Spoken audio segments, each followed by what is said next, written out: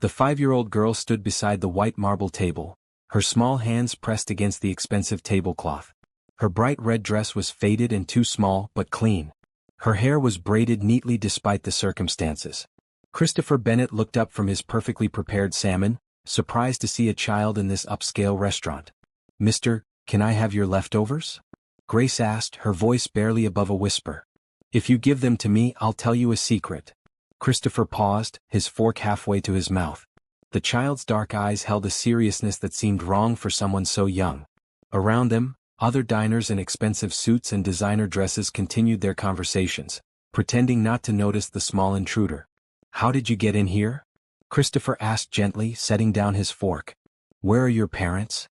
"I waited by the door until someone opened it," Grace said matter-of-factly. "Mama is at home. She's sleeping because she's tired from working." The restaurant manager approached, clearly intending to remove the child, but Christopher held up his hand. Something about this little girl captured his attention completely. Her dignity despite her obvious need, the careful way she spoke, the brightness in her eyes that poverty hadn't dimmed.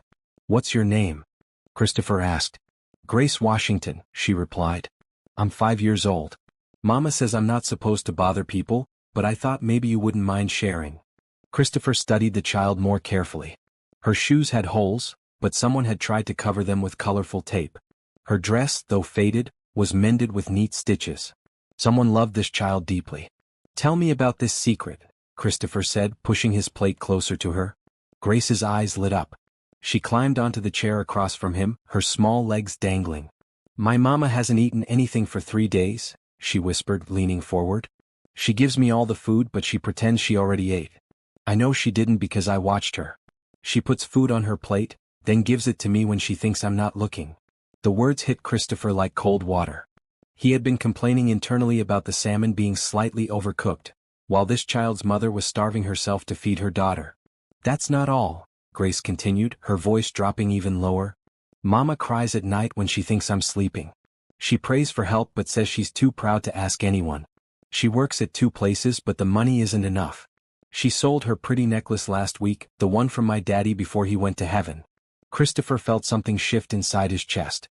Here was this tiny person, carrying the weight of adult knowledge, trying to save her mother the only way she knew how.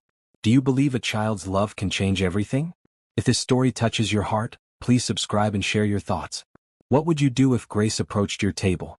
"Your mama sounds like a very good person," Christopher said softly. "The best person," Grace agreed.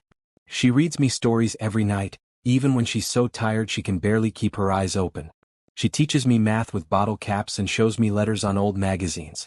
She says education is the most important thing, even more important than food."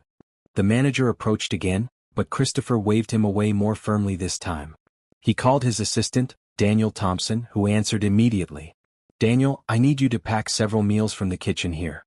Good, nutritious food. And I need my car brought around immediately." "Sir, I can handle this situation," the manager said, clearly uncomfortable with the scene. "You can handle it by packing enough food for a week," Christopher replied sharply. "And make sure it's your best." Grace watched these proceedings with wide eyes. "Are you really going to help us?" "Yes," Christopher said simply. "But first, I need you to take me to your mama." "She's going to be so embarrassed," Grace said, but her relief was obvious. "She told me never to ask strangers for things. But I was so hungry and I saw you eating alone and you looked kind." Christopher felt his throat tighten. When had he last been called kind? His business associates used words like ruthless, brilliant, demanding. But this child saw kindness. "Sometimes asking for help is the bravest thing we can do," Christopher told her. "Your mama raised a very smart little girl." The food arrived in several containers. Christopher paid his bill and left a tip larger than most people's monthly salary. He lifted Grace down from the chair, noting how light she felt. "My mama's name is Simone," Grace said as they walked toward the door. "She's beautiful and smart. She went to college but then I came along and everything got harder. She says I'm her best blessing though." Outside, Christopher's black sedan waited. Grace stared at it with wonder. "Is this your car? It's so big and shiny." "It is. Would you like to ride in it?" Grace nodded eagerly. As they drove through the city, she pressed her face to the window, narrating everything she saw. Her excitement over simple sights reminded Christopher of how much he'd stopped noticing in his own life. "Turn here," Grace directed. We live in the blue building. It's not fancy like your restaurant, but Mama keeps it very clean. The building was indeed humble, paint peeling and steps cracked. But the small garden out front was well tended, and the windows were spotless. Mama's probably awake now, Grace said. She gets worried when I'm gone too long. Christopher gathered the food containers, his heart pounding strangely. He was about to meet the woman who had raised this remarkable child. The woman who had been starving herself out of love. As they climbed the narrow stairs to the third floor, Christopher realized that whatever happened next would change everything. Grace's simple request for leftovers had already transformed his entire day. He suspected it was about to transform much more than that. Grace knocked on apartment 3B with a special pattern. 3 quick taps, then 2 longer ones.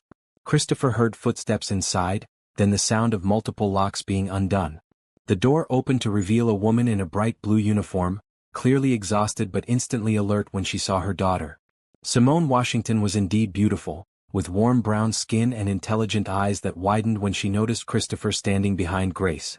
"Grace Marie Washington, where have you been?" Simone asked, pulling her daughter close. Her voice carried relief and worry in equal measure. "I met Mr. Christopher, Mama. He brought us food," Grace announced proudly, pointing to the containers in Christopher's hands. Simone's expression changed to mortification. "Oh no. Grace, what did you do?" "I asked him for his leftovers and he said yes," Grace said simply. "I told him my secret about how you haven't been eating." The color drained from Simone's face. She looked at Christopher with a mixture of embarrassment and panic. "Sir, I'm so sorry. My daughter shouldn't have bothered you. We don't need charity." Christopher saw pride warring with desperation in her eyes. Her uniform was clean but worn, and he noticed how thin she had become. Grace hadn't exaggerated about her mother's situation. "May I come in?" Christopher asked gently. "Your daughter told me some things that concern me as a fellow human being. This isn't charity. It's neighbors helping neighbors." Simone hesitated, then stepped aside. The apartment was tiny but immaculate. Every surface gleamed despite the worn furniture. Books were stacked everywhere, and Grace's drawings covered the refrigerator. A small table held homework papers and crayons. "Mama, he's really nice," Grace said, taking Christopher's hand. "And he brought enough food for both of us." "Grace, you cannot go around asking strangers for food," Simone said, her voice breaking slightly. "We've talked about this. But you're so hungry, Mama." "I know you are." Christopher set the food containers on the small table. "Mrs. Washington, your daughter approached me because she loves you. She's trying to take care of you the same way you take care of her." Simone sat down heavily in a chair, covering her face with her hands. "This is so embarrassing. We're not usually. Things have been difficult lately, but we manage." "Tell me about your situation," Christopher said, sitting across from her. "Maybe I can help." "I work 2 jobs, Simone said, lifting her head.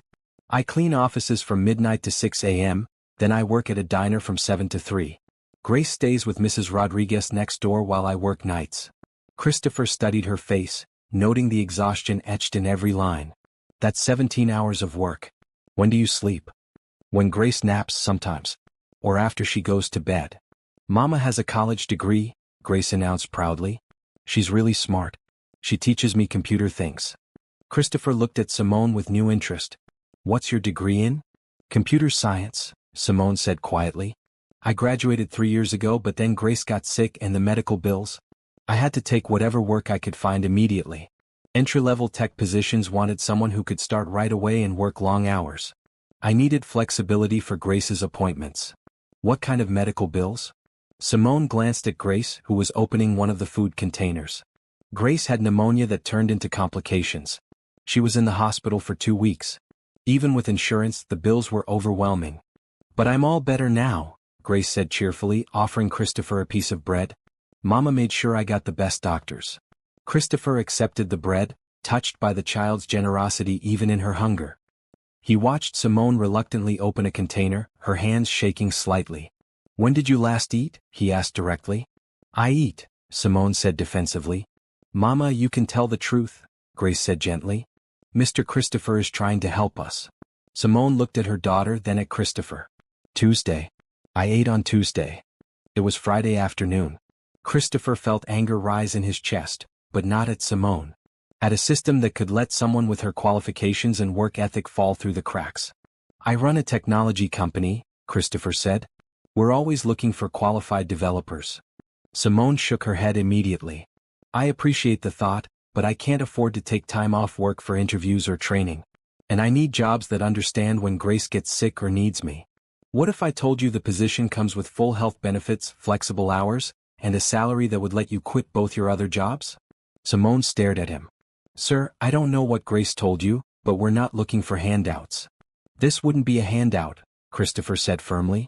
I'd be getting an employee with a computer science degree who clearly knows how to work hard and solve problems.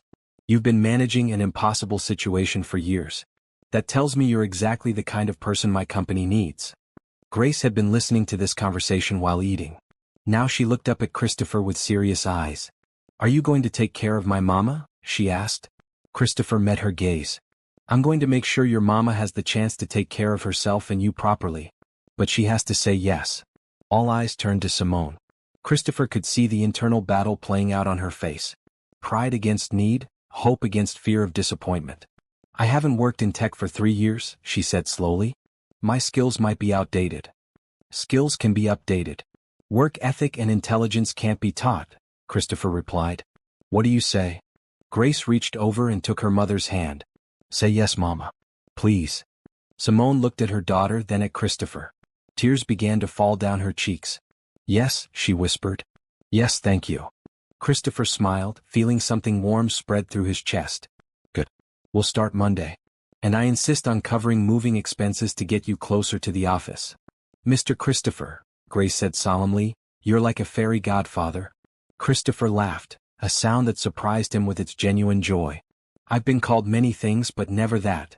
As they shared the meal together, Christopher realized that Grace's simple request for leftovers had led him to something he hadn't even known he was missing. A purpose beyond profit, a connection beyond business dealings. This was just the beginning. Monday morning arrived bright and clear. Christopher had arranged for Simone to start her new position at 10 a.m., allowing her time to drop Grace at her new school. The private academy had agreed to accept Grace immediately when Christopher explained the situation. Simone wore a crisp green blouse and black skirt she'd bought over the weekend with money Christopher had advanced her. She looked professional and hopeful as she prepared Grace's lunch. Are you excited about your new school, baby? Simone asked, braiding Grace's hair. Yes, but I'm worried about you starting your new job, Grace said seriously. What if they don't like you? Mr. Christopher already likes me or he wouldn't have hired me, Simone replied, though Christopher could hear the nervousness in her voice when he arrived to drive them. Good morning, ladies, Christopher said, noting how much healthier they both looked after a weekend of regular meals. Ready for your big day? Grace ran to him and hugged his legs. Over the weekend, she had become completely comfortable with him, chattering about everything from her favorite colors to her dreams of becoming a doctor. Mr. Christopher, will you pick me up from school? Grace asked. I'll be there, Christopher promised. Your mama will be busy learning about her new job. They drove to Grace's school first. The building was beautiful, with large windows and a playground that made Grace gasp with delight. But as they walked toward the entrance, Grace suddenly stopped walking. I feel funny, she said, her voice small. Simone knelt beside her immediately. What kind of funny, baby? Dizzy. And my tummy hurts. Christopher watched as Grace's face went pale. Before anyone could react, the little girl's eyes rolled back and she collapsed. Grace! Simone screamed, catching her daughter before she hit the ground. Christopher was already calling 911 on his phone while kneeling beside them. Grace's breathing was shallow, her small body limp in her mother's arms. The ambulance is coming, Christopher said, his voice steady despite the panic he felt. Simone, look at me. She's going to be okay. This happened before when she got so sick, Simone said, tears streaming down her face. The doctors said malnutrition could cause complications even after recovery. The ambulance arrived within minutes. Christopher rode with them to the hospital, holding Simone's hand as she held Grace. The paramedics worked efficiently, starting in 4 and monitoring Grace's vital signs. At the hospital, they were immediately taken to the emergency room. Dr. Patricia Johnson, a kind-faced woman in her 50s, examined Grace while asking Simone detailed questions about her medical history. She had severe pneumonia last year that led to complications, Simone explained. She recovered, but she's been prone to fatigue and occasional dizzy spells. And her recent nutritional status? Dr. Johnson asked gently. Simone's face crumpled. It hasn't been good. We've struggled with food security. But this weekend she ate well, I made sure of that. Sometimes when a child has been malnourished, their body needs time to adjust to regular nutrition again, the doctor explained. Her blood sugar is very low, and she's dehydrated despite drinking fluids. We need to keep her for observation and run some tests. Whatever she needs, Christopher said immediately. Cost is not a concern. Dr. Johnson looked between Christopher and Simone, clearly trying to understand their relationship. Are you the father? He's our friend, Simone said quietly. A very good friend. I'll handle all the medical expenses, Christopher added. Please do whatever is necessary. Over the next several hours, they waited as doctors ran tests and monitored Grace. She woke up briefly, long enough to ask for her mama and to tell Christopher she was sorry for missing her first day of school. Don't worry about school, Christopher said, smoothing her hair. School will wait for you. But I wanted to learn new things to tell you about, Grace said weakly. Christopher felt his heart clench. This child, even while sick, was thinking about others. As Grace slept, Christopher and Simone sat in the waiting room. Simone had been crying quietly, overwhelmed by fear and gratitude. I can't afford this, she whispered. Even with insurance if she needs to stay for days. You don't need to afford it, Christopher said firmly. I meant what I said. Whatever she needs. Why are you doing this? Simone asked, looking at him with confusion and wonder. We're strangers. You don't owe us anything. Christopher was quiet for a moment, thinking about how to answer. Your daughter asked me for leftovers. Such a simple request, but it opened my eyes to something I'd been missing. I have more money than I could spend in 10 lifetimes, but I've never felt as useful as I have this past week, helping you too. But this is so much. The job, the apartment, now medical bills. Simone, Christopher said, turning to face her fully. Do you know what I was doing before Grace approached my table? Eating alone, again thinking about profit margins and stock prices. I have a beautiful home that echoes because it's so empty. I have every material thing I could want, but I hadn't felt genuine joy in years. He paused, watching through the window as nurses checked on Grace. That little girl taught me something in 5 minutes that I'd forgotten in 20 years of business. She taught me what it means to love someone so much you'd sacrifice everything for them. Watching you work 2 jobs and starve yourself for her showed me what real strength looks like. Simone was crying again, but these tears seemed different. She is pretty amazing. You both are, Christopher said simply. Dr. Johnson appeared with test results. Good news. Grace is responding well to the 4 fluids and nutrition supplements. Her blood work shows she's been under significant nutritional stress, but there's no permanent damage. With proper nutrition and rest, she should recover completely. How long does she need to stay? Simone asked. I'd like to keep her overnight for observation, then she can go home tomorrow with some dietary guidelines and supplements. Christopher stood up.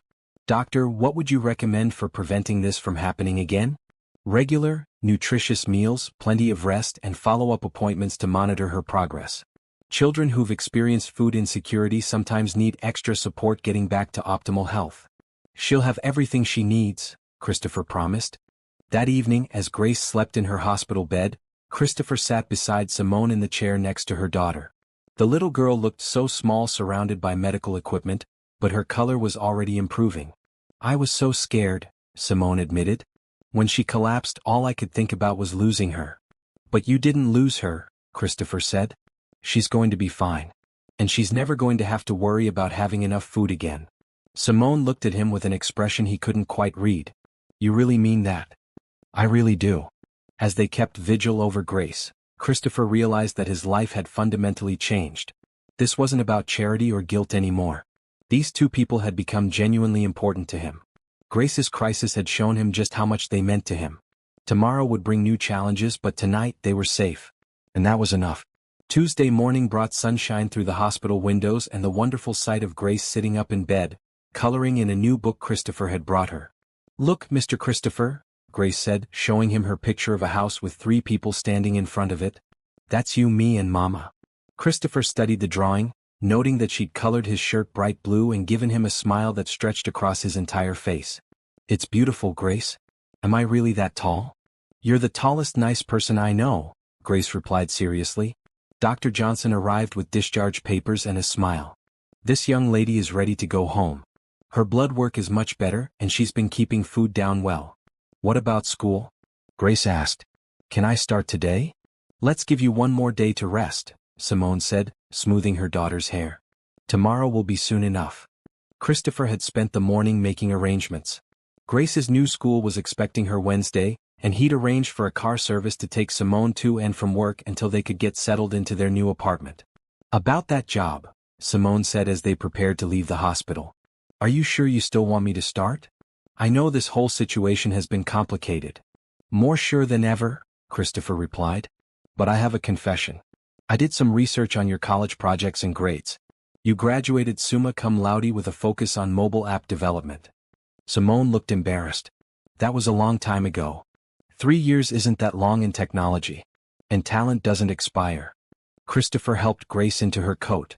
I'd like you to meet with our development team leader, but not for an entry-level position. I think you'd be perfect for our new mobile applications division. I haven't kept up with the latest frameworks, Simone protested. That's what training periods are for. We'll give you 2 weeks to get up to speed, full pay, flexible schedule so you can spend time with Grace. As they walked to the car, Grace skipping between them despite the previous day's scare, Christopher felt a contentment he'd never experienced. The simple act of helping this family had given his life a purpose he hadn't realized he was missing. Their first stop was the new apartment Christopher had found for them. It was in a safe neighborhood, close to both Grace's school and Christopher's office building. When Simone saw it, she stopped in the doorway, overwhelmed. This is too much, she said, looking at the bright, spacious rooms and modern kitchen. It's perfect, Grace declared, running to the large windows that overlooked a small park. Mama, look, there's a playground right outside.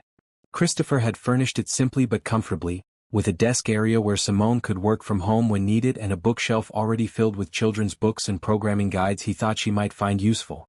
The lease is in your name, Christopher told Simone. I've covered the first year, but after that your salary will more than cover the rent.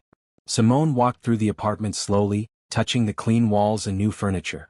In the smaller bedroom she found a bed perfectly sized for Grace, covered with a bright red comforter and surrounded by stuffed animals. This is like a dream, she whispered. Dreams are supposed to come true, Grace said matter-of-factly. That's why we dream them. That afternoon, Christopher took them to his office building. The tech company occupied 4 floors of a downtown high-rise, with open workspaces, modern equipment, and a casual atmosphere that encouraged creativity. This is incredible, Simone said, looking around at the development floor where programmers worked at multiple monitors, collaborating on projects that would affect millions of users. Simone Washington, I'd like you to meet Jennifer Murphy, our head of mobile development, Christopher said, introducing an energetic woman in her 30s. I'm so excited to have you join the team, Jennifer said warmly. Christopher told me about your background. We've been needing someone with your skills for months.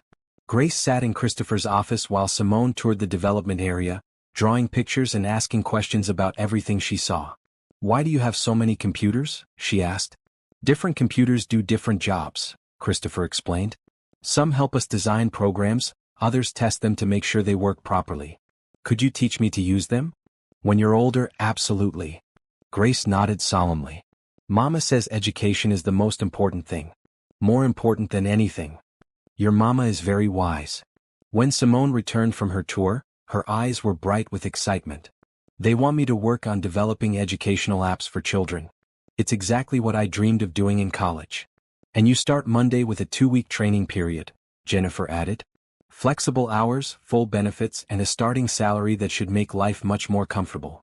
As they drove home that evening, Grace chattered about her new room while Simone sat quietly, processing everything that had happened. This doesn't feel real, Simone finally said. A week ago, I was working 17 hours a day and still couldn't pay our bills. Now you have a chance to use your talents and build a real future for yourself and Grace, Christopher finished.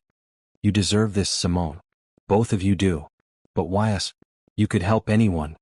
Christopher glanced in the rearview mirror at Grace, who was arranging her new stuffed animals in the back seat. Because Grace had the courage to ask for help, and you had the strength to accept it. Because in a world full of people who've forgotten how to be kind, you two reminded me what really matters. That night, as Christopher helped them settle into their new apartment, Grace took his hand and led him to her new bedroom window. Look, she said, pointing at the playground below. Tomorrow I can play and Mama can watch from the window while she studies her computer things. That sounds perfect, Christopher said. Grace looked up at him with those serious dark eyes that had first captured his attention. Mr. Christopher, Are you going to stay our friend forever? The question hit him unexpectedly. He knelt down to her level, understanding that this moment was important. If you and your mama will have me, yes, he said. Forever. Grace hugged him tightly. Good. Because mama smiles different now and I like it. As Christopher drove home to his own empty penthouse later that night, he realized that Grace was right. He was smiling differently too. The next phase of their journey was just beginning, and for the first time in years he was genuinely excited about the future. 3 weeks later, Simone sat at her new desk in the mobile development department, completely absorbed in coding an educational app for elementary school children. The program would teach basic math through interactive games, and she'd been working on it with passionate focus. How's it coming along? Jennifer asked, stopping by Simone's workstation. I think I've solved the user interface problem, Simone said excitedly, turning her monitor so Jennifer could see. Instead of traditional number buttons, the children drag and drop colorful objects to solve problems. This is brilliant, Jennifer said, studying the clean, intuitive design. The kids will love the visual approach. Have you shown Christopher yet? He's in meetings all morning, but I hope to catch him later. The past 3 weeks had been transformative. Simone's natural talent for programming, combined with her intimate understanding of how children learn, had made her invaluable to the team. She'd already contributed ideas to 2 other projects and had impressed everyone with her creativity and work ethic. Meanwhile, Grace was thriving at her new school. She'd made friends quickly and came home each day bubbling with stories about her teachers and classmates. Her health had improved dramatically with regular, nutritious meals and proper rest. Mama, guess what I learned today? Grace said that afternoon when Christopher picked her up from school. This had become their routine. He would collect Grace and bring her to the office, where she would do her homework in his office while waiting for Simone to finish work. What did you learn? Christopher asked, helping her into the car. I learned about fractions. Mrs. Peterson showed us with pizza slices. If you cut a pizza into 8 pieces and eat 3, you've eaten 3/8 of the pizza. That's very good. Are you hungry for some fractions of pizza for dinner? Grace giggled. Can we get pizza? Real pizza, not just the pictures? We can get whatever you want, Christopher said, still marveling at how such simple requests from Grace could bring him such joy. At the office, Grace settled into her usual spot in Christopher's office, a small desk he'd had brought in just for her. She spread out her homework and began working on math problems while Christopher returned phone calls. Mr. Christopher, Grace said during a break between his calls, I wrote something for you. She handed him a piece of paper covered in careful first-grade handwriting. Dear Mr. Christopher, it read. Thank you for helping me and Mama. You are the nicest person in the world. I hope you like being our family friend forever. Love, Grace. Christopher felt his throat tighten as he read the simple words. Over the past month, both Grace and Simone had become central to his daily happiness. He looked forward to their evening meals together, to Grace's constant questions and observations, to watching Simone's confidence grow as she rediscovered her professional skills. This is beautiful, Grace. Thank you. Do you really like being our family friend? Christopher set down his phone and gave Grace his full attention. I love being your family friend. You and your mama have made my life so much better. Good, because Mama says you're the best thing that's happened to us in a long time. When Simone finished work that evening, she was practically glowing with excitement. Christopher, I need to show you something, she said, pulling up her project on his computer. The educational app was remarkable. The interface was intuitive and engaging, the graphics were bright and appealing, and the learning progression was perfectly calibrated for young children. This is exceptional work, Christopher said, genuinely impressed. How long did this take you to develop? 2 weeks, but I've been staying late and working on it during my lunch breaks. I just got so excited about the possibilities. Christopher studied the program more carefully. The attention to detail was extraordinary, from the encouraging messages that appeared when children solved problems correctly to the gentle hints that guided them when they were stuck. Have you tested this with actual children? I've been testing it with Grace and some of her new friends. They love it. Grace has actually been asking to do extra math homework so she can play with the app. Christopher made a decision that would surprise everyone, including himself. Simone, I want to propose something. What if this app became its own project with you as the lead developer? We could build an entire educational platform around your concept. Simone stared at him. Are you serious? Completely. This is exactly the kind of innovative thinking our company needs. You'd have your own team, your own budget, and full creative control. But I've only been here 3 weeks. And in 3 weeks, You've created something that could help thousands of children learn more effectively. Talent like yours doesn't need a timeline. Grace had been listening to this conversation with growing excitement. Mama, that means kids everywhere could use your game to learn math? It could, baby. If Mr. Christopher really thinks it's that good. I know it's that good, Christopher said firmly. The question is, are you ready to take on a leadership role? Simone looked at Grace, then back at Christopher. The little girl who had once asked for leftovers was now sitting in a corporate office, watching her mother be offered the opportunity of a lifetime. Yes, Simone said, her voice strong and confident. I'm ready. Christopher smiled, feeling pride swell in his chest. Then welcome to your new role as Director of Educational Applications. That evening they celebrated at Grace's favorite restaurant, a family-friendly place with bright decorations and a menu that included both pizza and healthy options. Grace insisted on ordering a pizza cut into 8 slices so she could practice her fractions. I'm so proud of your mama, Christopher told Grace as Simone stepped outside to call her neighbor Mrs. Rodriguez with the good news. She's really smart, Grace said. She always was, even when we didn't have much money. Smart doesn't go away just because you're poor. The wisdom of this observation struck Christopher powerfully. Grace, at 5 years old, understood something that many adults missed. Circumstances didn't define worth. Simone had always been brilliant and capable. She just needed the opportunity to show it. When Simone returned to the table, her eyes were bright with tears of joy. Mrs. Rodriguez is so excited. She says she always knew something good would happen for us. She was right, Christopher said. And this is just the beginning. As they walked to the car after dinner, Grace slipped her hand into Christopher's while taking her mother's hand with the other. Now we're like a real family, she said contentedly. We walk together, we eat together, and we take care of each other. Christopher looked down at the little girl who had changed his entire world with a simple request for leftovers. She was right. Somewhere along the way they had become a family. The realization both thrilled and terrified him. But as Simone smiled at him over Grace's head, her eyes full of warmth and gratitude that was transforming into something deeper, Christopher decided that being terrified might be worth it.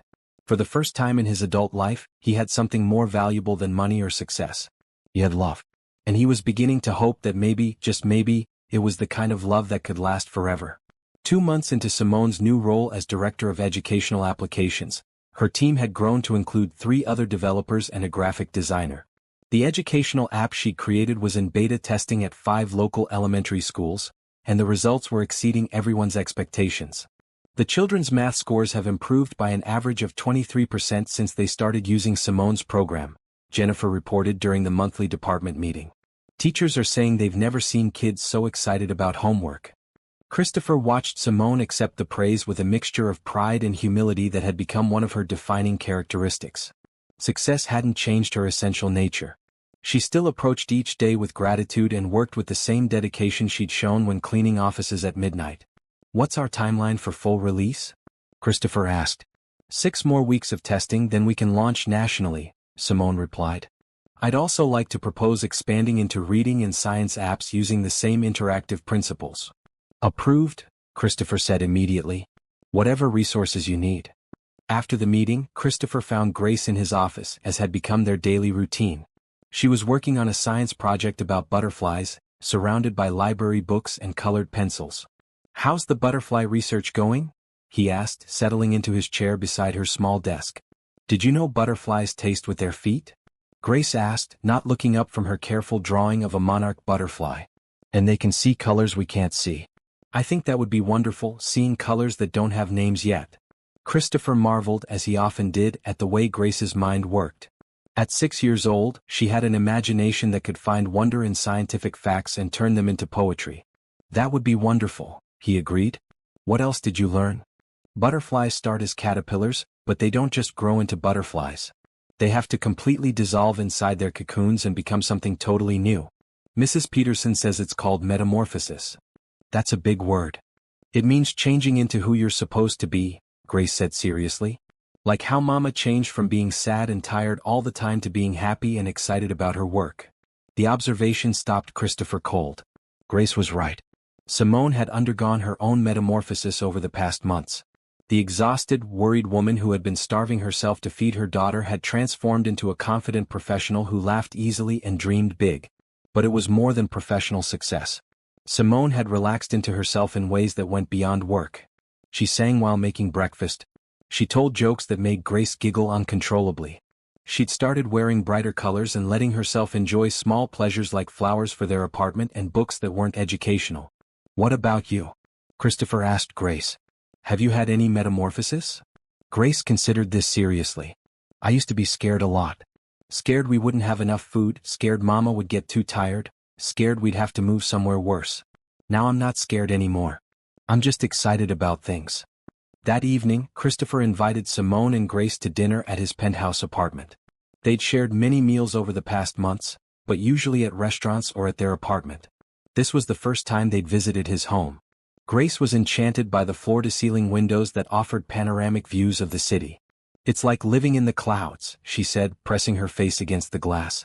But Christopher found himself seeing his home through their eyes, and he didn't entirely like what he saw. Despite its expensive furnishings and artwork, the apartment felt cold and impersonal. It was beautiful, but it wasn't warm. It was impressive, but it wasn't welcoming. "Your home is very fancy," Simone said diplomatically as Christopher showed them around. "It's very empty," he replied honestly. "I bought it because it was the most expensive penthouse in the building, but I never really made it feel like home." "What makes a place feel like home?" Grace asked, examining a sculpture that cost more than most people's cars. Christopher thought about their cozy apartment with Grace's drawings on the refrigerator and Simone's programming books stacked on every available surface. He thought about the warmth that filled those rooms when they were all together. "I think it's the people in it," he said. "And the memories you make there." They ordered Chinese food and ate sitting on the floor around Christopher's expensive glass coffee table, using chopsticks and laughing when Grace tried to pick up slippery noodles. It was the most life his apartment had seen in years. After Grace fell asleep curled up on his couch, Christopher and Simone sat on his balcony, looking out at the city lights. "Thank you," Simone said quietly, "for everything. I know I've said it before, but I don't think you understand how completely you've changed our lives." "You've changed mine too," Christopher replied. "Before I met you and Grace, I was successful but not particularly happy. I had everything I thought I wanted, but I was missing what I actually needed." "What were you missing?" Christopher considered how to answer. "Purpose, I think. Connection. The feeling that what I did mattered beyond profit margins." They sat in comfortable silence, watching the city below. Christopher found himself studying Simone's profile, noting the peaceful expression she wore now compared to the strained worry that had marked her features when they first met. "Can I ask you something?" Simone said eventually. "Anything. Why haven't you ever married? Had a family of your own?" It was a question Christopher had expected but wasn't sure how to answer honestly. "I always thought I was too busy building my company. Too focused on success to make time for relationships. But I think the truth is that I never met anyone who made me want to try." Simone looked at him with an expression he couldn't quite read. "And now?" The question hung in the air between them, loaded with possibilities and uncertainties. Christopher felt his heart racing as he realized they were approaching territory that could change everything between them. "Now I think I might have been waiting for the right people to show up and teach me what really matters," he said carefully. Simone was quiet for a long moment. "Christopher, I need you to know something. What you've done for Grace and me goes beyond kindness. You've given us back our future. But I also need you to know that my gratitude isn't why I—" She trailed off, seeming to struggle with her words. "Why you what?" Christopher asked gently. "Why I've started to care about you as more than just Grace's benefactor," she finished quietly. "I was afraid you might think my feelings were just gratitude, but they're not. They're real." Christopher felt something warm and bright bloom in his chest. "I was afraid of the same thing. That you might feel obligated to care about me because of what I'd done." "No," Simone said firmly. "I care about you because of who you are. Because you listen to Grace's endless questions with genuine interest. Because you've never once made us feel like charity cases. Because you've become someone we both can't imagine living without." Christopher reached over and took her hand, marveling at how perfectly it fit in his. "I can't imagine my life without you two either. You've become my family." When they went back inside, Grace was still asleep on the couch, looking small and peaceful surrounded by expensive cushions. Christopher looked at this scene, his sterile apartment transformed by the presence of this little girl and her mother, and realized that everything he'd thought he wanted paled in comparison to what he'd found. True wealth wasn't in his bank account. It was sleeping on his couch and sitting beside him on the balcony. It was in the trust of a child and the growing love of an extraordinary woman. The metamorphosis Grace had described was happening to all of them. They were becoming who they were supposed to be together. 6 months after Grace had first asked for leftovers, Simone stood before the board of directors of Christopher's company, presenting the most important proposal of her career.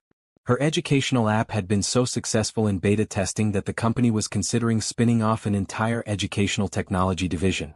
The results speak for themselves, Simone said, her voice confident as she clicked through her presentation slides. Students using our math application showed an average improvement of 31% in standardized test scores. More importantly, teacher surveys indicate that student engagement with mathematics has increased by over 200%. Christopher watched from the back of the conference room, trying to maintain his professional composure while feeling overwhelmingly proud of how far Simone had come. She commanded the room with natural authority, fielding questions from board members with expertise and grace. "What's your projection for market expansion?" asked Margaret Chin, the company's chief financial officer. "Conservative estimates suggest we could capture 15% of the educational technology market within 3 years, Simone replied. That translates to approximately $50 million in annual revenue by year 3, with profit margins exceeding 40%. The numbers were impressive, but Christopher found himself more interested in watching Simone's passion as she described her vision for helping children learn. This wasn't just about business success for her.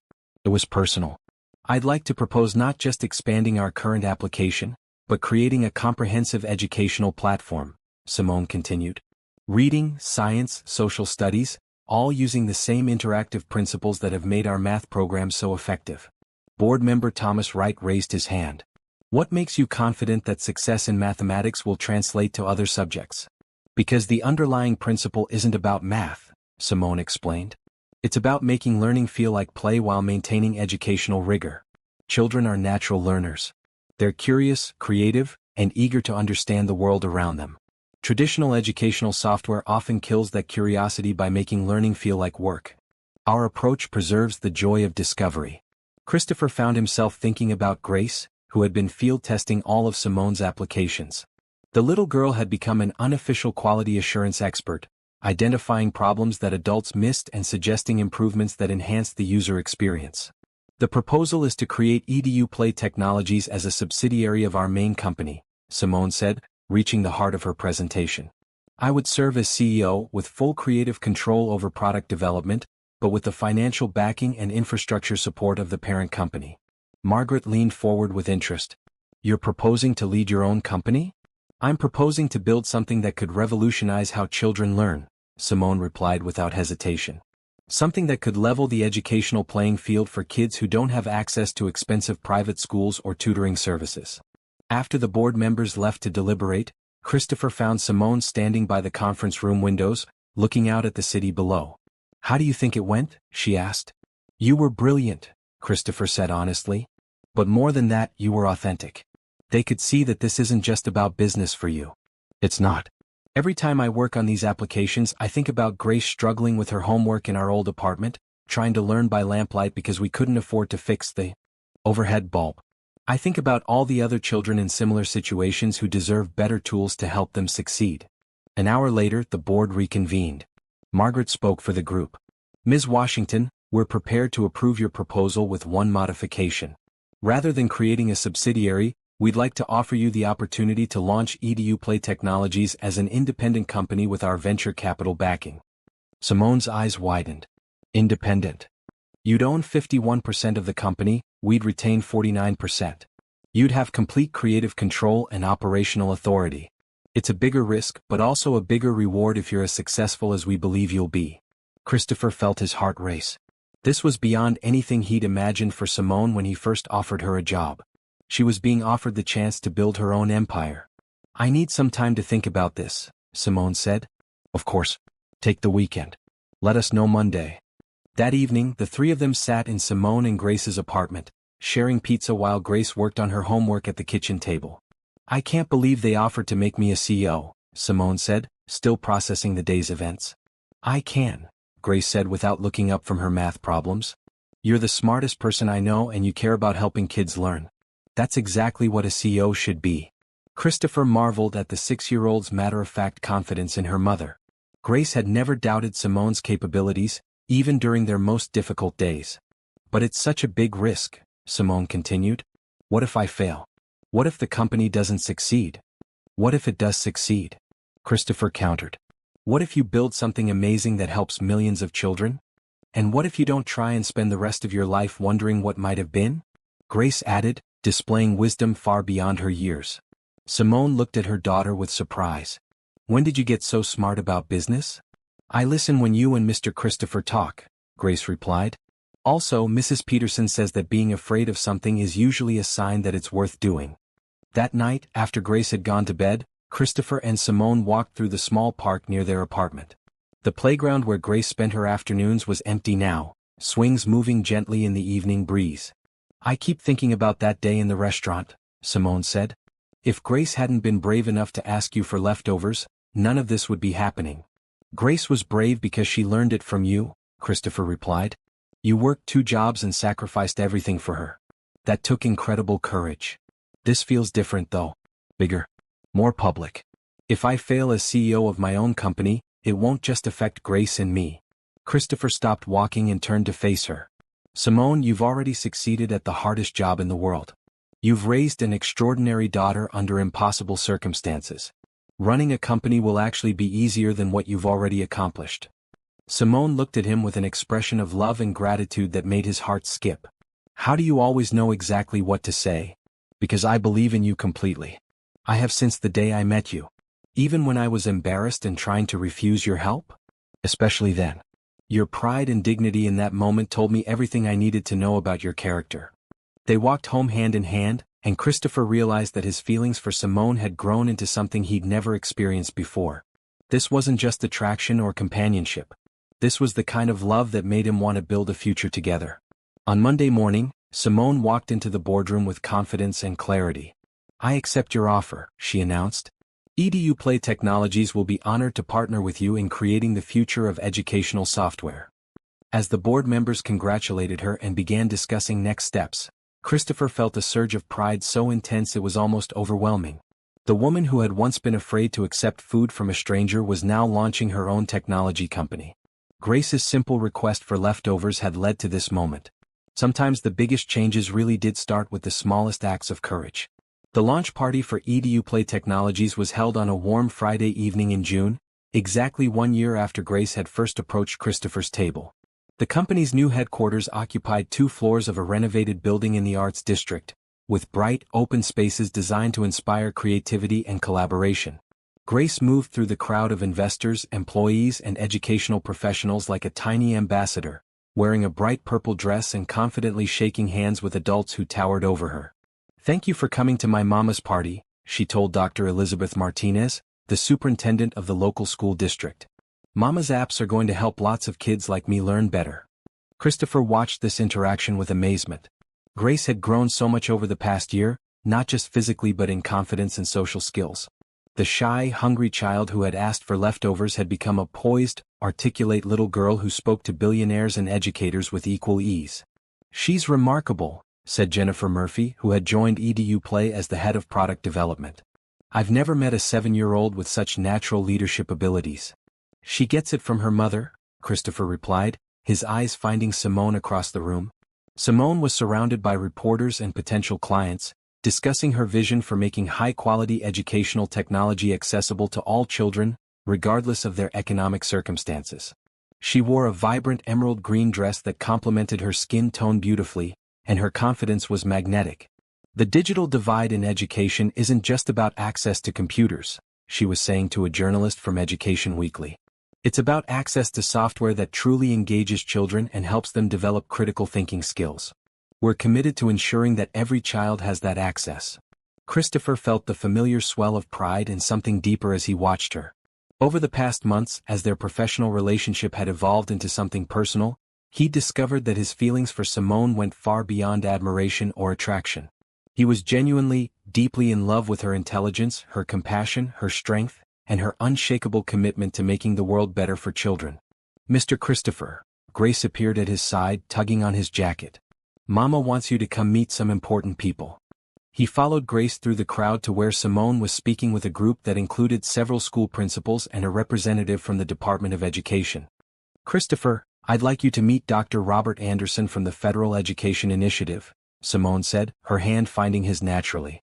"Dr. Anderson, this is Christopher Bennett, whose company provided our initial funding and support." "Mr. Bennett, Ms. Washington tells me you've been instrumental in EDU Play's development," Dr. Anderson said. "We're very impressed with the early results from the pilot programs." "Simone deserves all the credit," Christopher replied. "I just provided resources. She provided the vision and the expertise." As the evening progressed, Christopher found himself marveling at how natural it felt to stand beside Simone as her partner in every sense of the word. They moved through conversations together, supporting each other's points, sharing meaningful glances, functioning as a team. Later, when most of the guests had gone home and the cleaning crew was packing up, Christopher found Grace curled up asleep in one of the comfortable reading chairs in the children's area of the office. Simone sat beside her, gently stroking her daughter's hair. She was so excited about tonight, but all the socializing wore her out, Simone said softly. "She was perfect," Christopher said, settling into the chair across from them. "She charmed everyone she met." "She's been asking me something lately," Simone said, looking up at him with an expression he couldn't quite read. "What kind of something?" "She wants to know if you're going to be her daddy."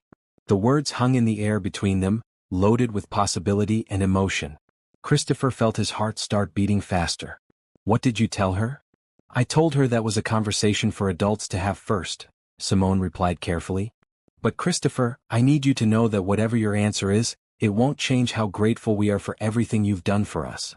Christopher stood up and moved to kneel beside her chair, taking her free hand in both of his.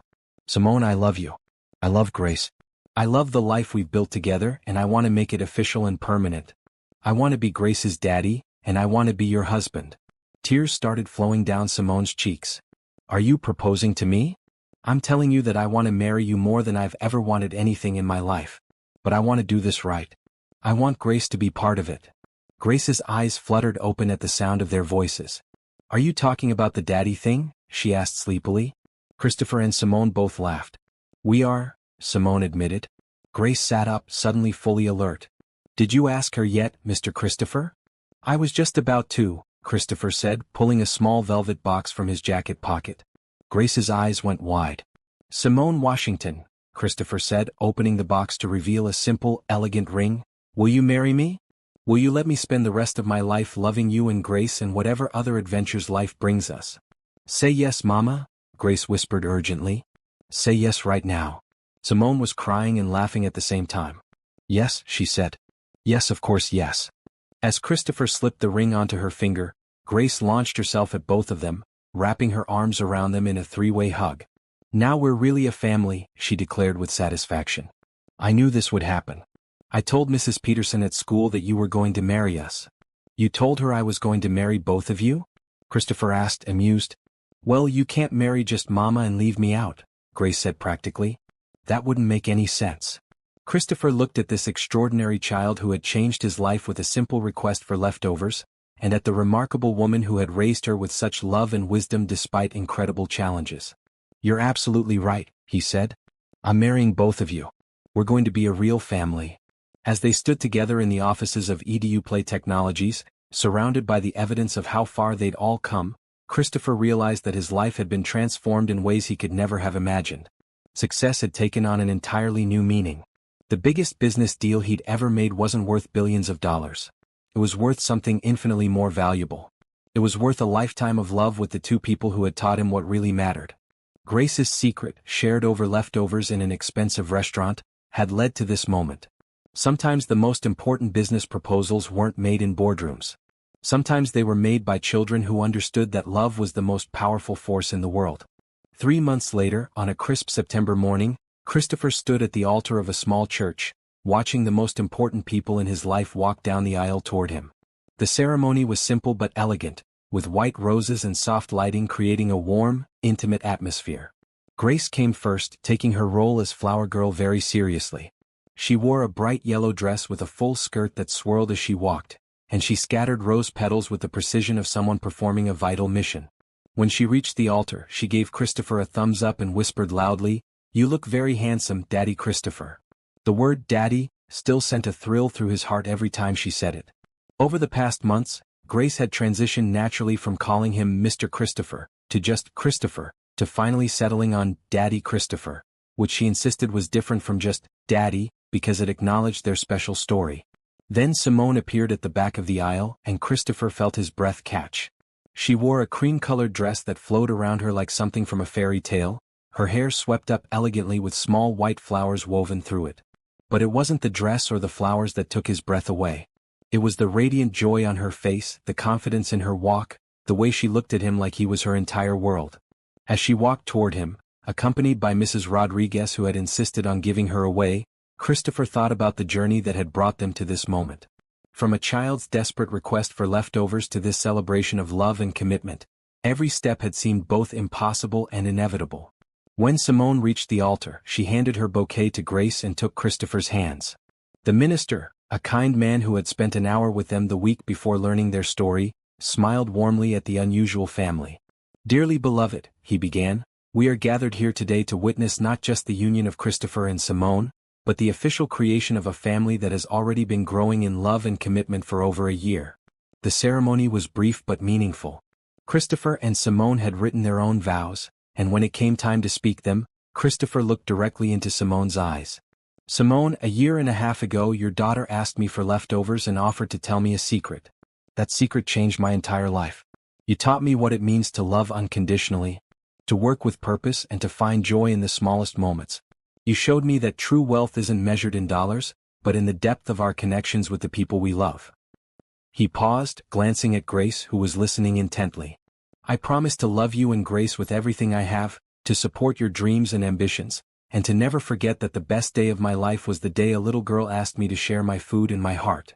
Simone's vows brought tears to many eyes in the small congregation. "Christopher, you saw us when we were invisible to most of the world. You didn't just give us food and shelter and opportunity. You gave us hope. You believed in us when we couldn't believe in ourselves. You taught Grace that kindness exists, and you taught me that I deserve to dream again." She looked at Grace then back at Christopher. "I promise to build a life with you that honors the love that brought us together. I promise to keep creating things that make the world better for children like Grace, and I promise to never take for granted the miracle of finding my soulmate in the most unexpected way." When it came time for the ring exchange, Grace stepped forward with the wedding bands. "These rings are like promises you wear on your fingers," she announced to the congregation, earning chuckles from the guests. "So everyone will know you're a family." After the minister pronounced them husband and wife, Christopher kissed his new bride while Grace cheered and threw the remaining flower petals in the air. The reception was held in the church's fellowship hall, decorated with simple white tablecloths and centerpieces of sunflowers, Grace's favorite.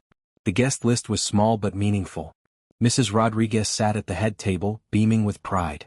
Jennifer Murphy and several colleagues from EDU Play were there, along with some of Grace's school friends and their parents. Christopher had invited his assistant Daniel and a few close business associates, but for the most part, this was a celebration of the community that had grown up around their little family. During dinner, Grace stood up and tapped her glass with a spoon, demanding everyone's attention. "I want to make a speech," she announced. When the room quieted, she climbed onto her chair so she could see everyone. "My name is Grace Washington Bennett," she said, testing out her new name with obvious pride. "Today my mama married my daddy Christopher, so now we're officially a real family." She paused, looking serious. "Before we met Daddy Christopher, things were really hard.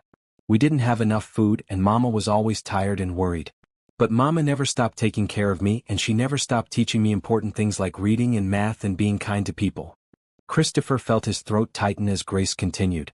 "Then I asked Daddy Christopher for his leftovers and he said yes. But he didn't just give us food. He gave us a whole new life. He helped Mama get a job where she could use her smart brain, and he helped us move to a nice apartment and he made sure I could go to a good school." The room was completely silent now, everyone hanging on the words of this articulate 7-year-old. "But the most important thing he gave us was a family. Now I have a daddy who helps me with my homework and teaches me about computers and takes me to the park. And Mama has someone who loves her and thinks she's the smartest person in the world, which she is." Grace looked directly at Christopher and Simone.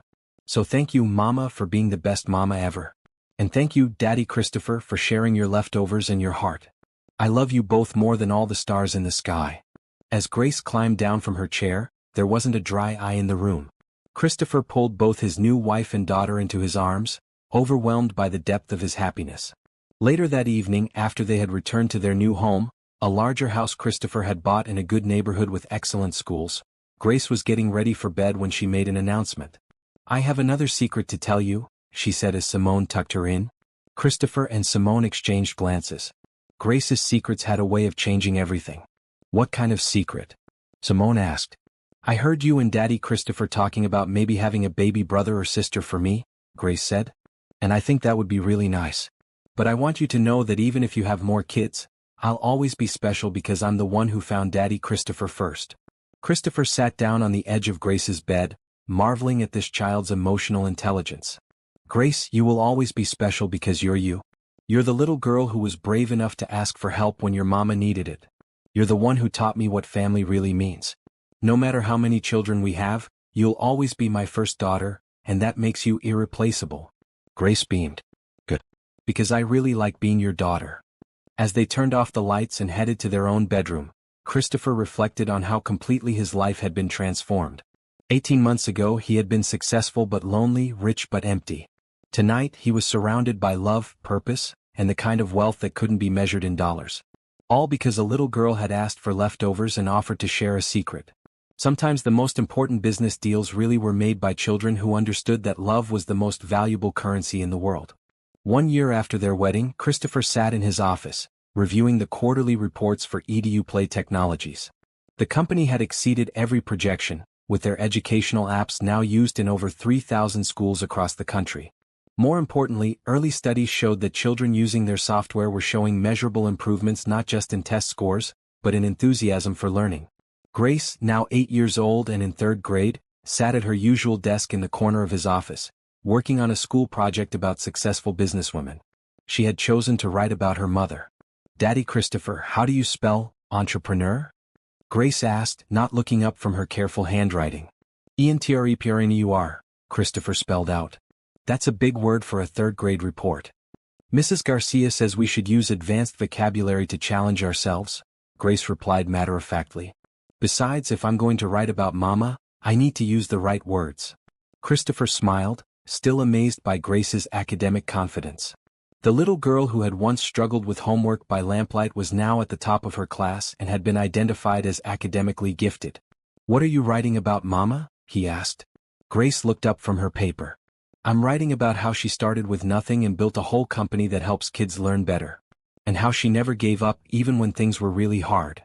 At that moment, Simone appeared in the doorway of Christopher's office, glowing with happiness and carrying a small wrapped box. "How are my favorite people doing?" she asked, crossing the room to kiss Christopher and ruffle Grace's hair. "Mama, you're interrupting my concentration," Grace said with mock seriousness, but she leaned into her mother's touch. "Sorry, baby. I just had exciting news to share with Daddy Christopher." Christopher noticed the secretive smile on Simone's face and felt curiosity mixed with anticipation. What kind of exciting news?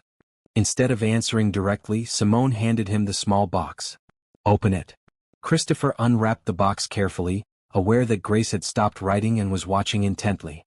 Inside, nestled in tissue paper, was a tiny pair of baby booties, soft yellow with white trim. The room went completely silent for a moment as the implications sank in. "Are you?" Christopher began, hardly daring to hope. "I'm pregnant," Simone announced, her face radiating joy. "We're going to have a baby." Grace jumped up from her desk so quickly that her chair fell over. "Really? A real baby brother or sister?" "Really," Simone confirmed, pulling Grace into her arms.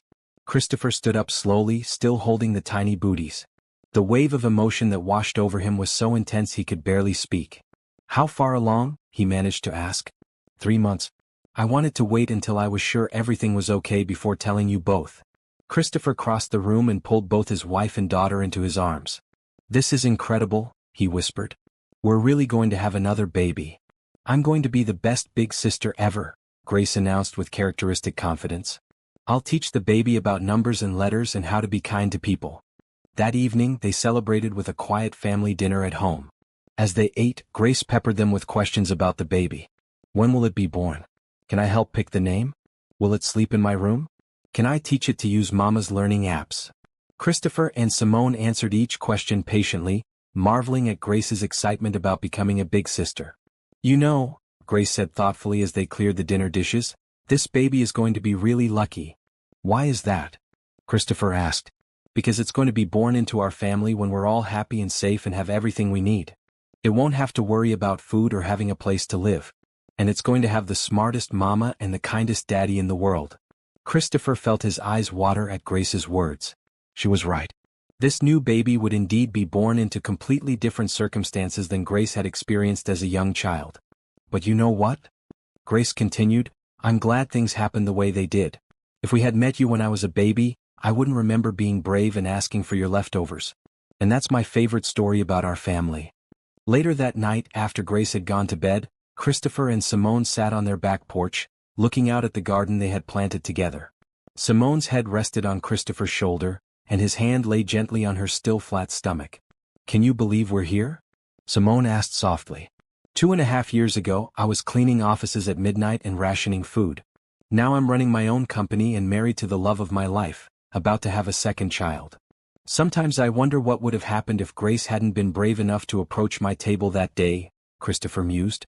She would have found another way, Simone said with certainty.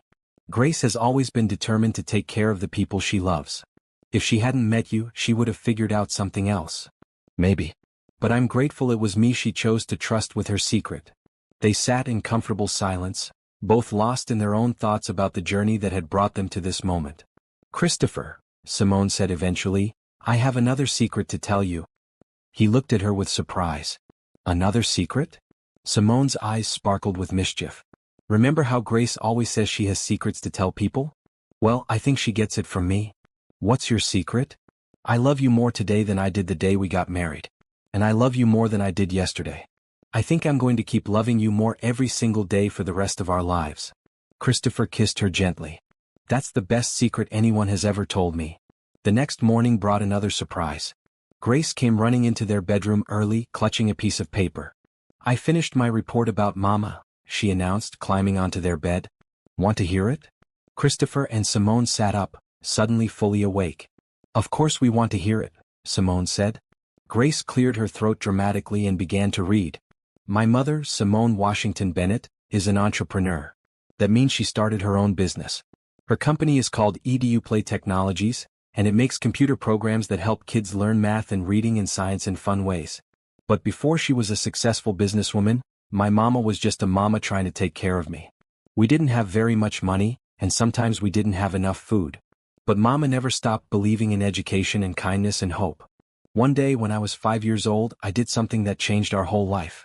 I asked a nice man in a restaurant if I could have his leftover food, and I told him a secret about how Mama was hungry. That man was Christopher Bennett, who is now my daddy. Daddy Christopher helped us, but not just with money. He helped Mama get a job where she could use her smart brain. And then Mama created amazing computer programs that help kids like me learn better.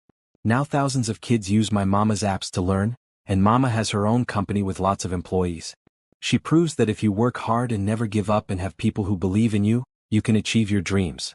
My mama is the best entrepreneur in the world because she doesn't just want to make money. She wants to help kids have better lives. And she's the best mama in the world because she taught me that being brave and asking for help when you need it isn't scary. Smart. The end. When Grace finished reading, both Christopher and Simone were crying. That's beautiful, baby, Simone said, pulling Grace close. But you know what? None of it would have happened without you. You were the brave one who asked for help. You were the one who brought our family together. Grace considered this seriously. I think we all helped each other, she concluded. That's what families do. As Christopher listened to this 8-year-old's wisdom, he reflected on how profoundly his life had changed. Grace's simple request for leftovers had led to love, purpose, success, and now a growing family. But more than that, it had taught him that the most important business in life wasn't about profit margins or market share. It was about the connections we make, the love we share, and the hope we give to each other. Sometimes the biggest deals really were made by children who understood that kindness was the most powerful force in the world. And sometimes the most valuable secrets were shared over leftovers by little girls who knew that asking for help was just another way of saying, I believe in love. Would you believe that one simple act of kindness could create a business empire and a beautiful family? If this story moved you, please subscribe and share your thoughts about the power of compassion in the comments. What would you do if Grace approached your table today?